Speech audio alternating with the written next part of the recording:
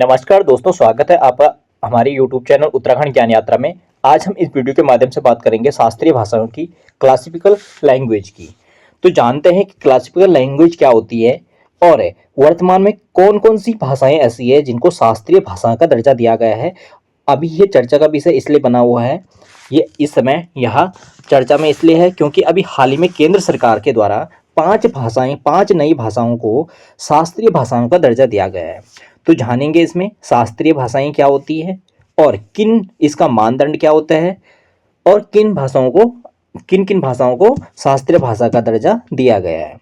ठीक है, तो भारत की शास्त्रीय भाषाओं की सूची की बात अगर हम करते हैं तो 5 नई भाषाओं को शास्त्रीय भाषा का दर्जा दिया गया है। हाल ही में केंद्रीय मंत्रिमंडल ने 3 अक्टूबर 2024 में मराठी हो गया, पाली, प्राकृत, असमिया, बंगाली भाषाओं को शास्त्रीय भाषा का दर्जा दिया गया है, यह देने की मंजूरी की है। तो अब यहाँ से क्वेश्चन कैसे आएगा, कैसे बनेगा कि मराठी निम्न में से कौन सी भाषाएं को अभी हाल ही में केंद्र सरकार के द्वारा शास्त्रीय भाषा का दर्जा दिया गया है।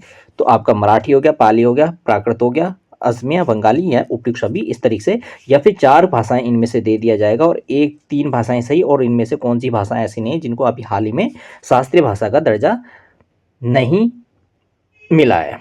ठीक है, तो इस तरीके से यहाँ पे क्वेश्चन, यहाँ पे तक को 4-5 भाषाओं कौन कौन सी जोड़ी गई, मराठी, पाली, प्राकृत, असमिया, बंगाली।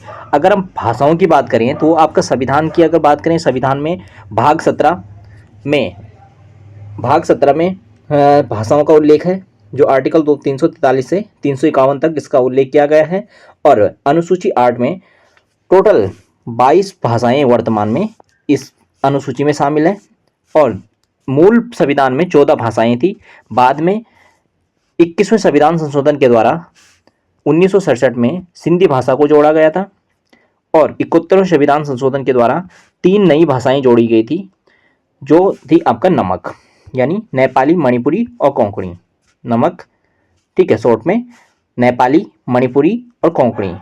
और इन दोनों का अगर हम ऐड करें तो यानी 92वां संविधान संशोधन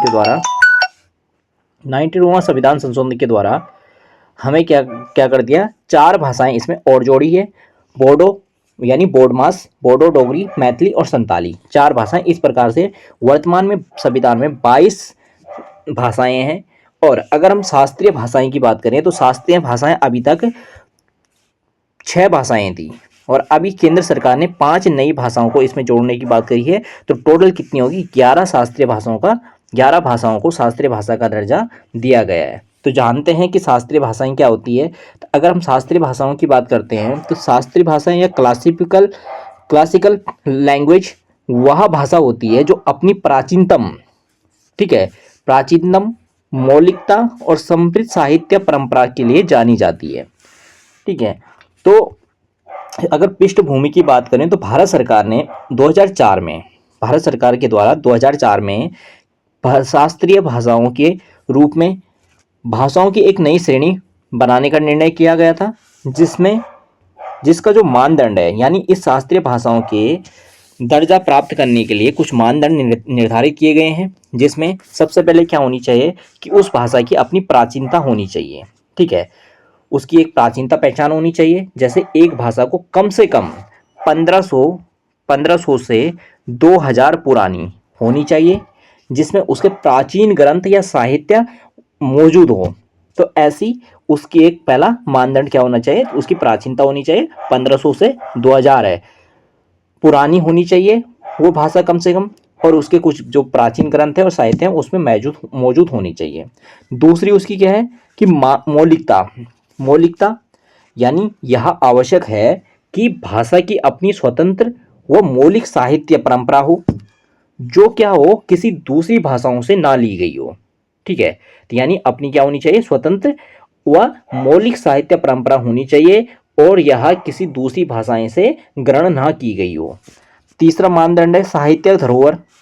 ठीक है, साहित्य धरोहर, तो भाषा में क्या होनी चाहिए, एक प्राचीन साहित्य का समावेश होना जरूरी है और जिसे पीढ़ियों में महत्वपूर्ण माना गया हो। ठीक है, पीढ़ियों से महत्वपूर्ण माना गया है, तो ये इसमें होनी चाहिए।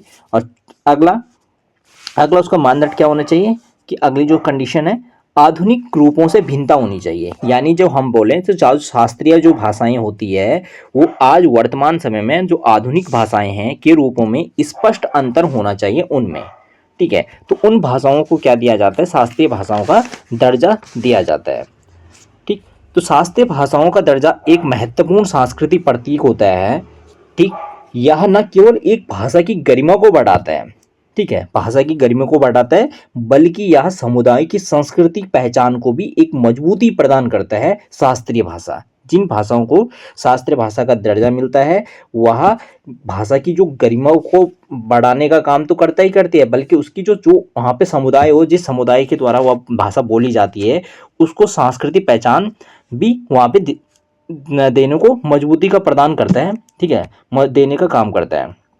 अगर हम भारत में शास्त्रीय भाषाओं की बात करें तो शास्त्रीय वर्तमान पहले 6 भाषाओं को शास्त्रीय भाषा का दर्जा दिया गया था, जो वर्ष 2004 से 2014 तक है।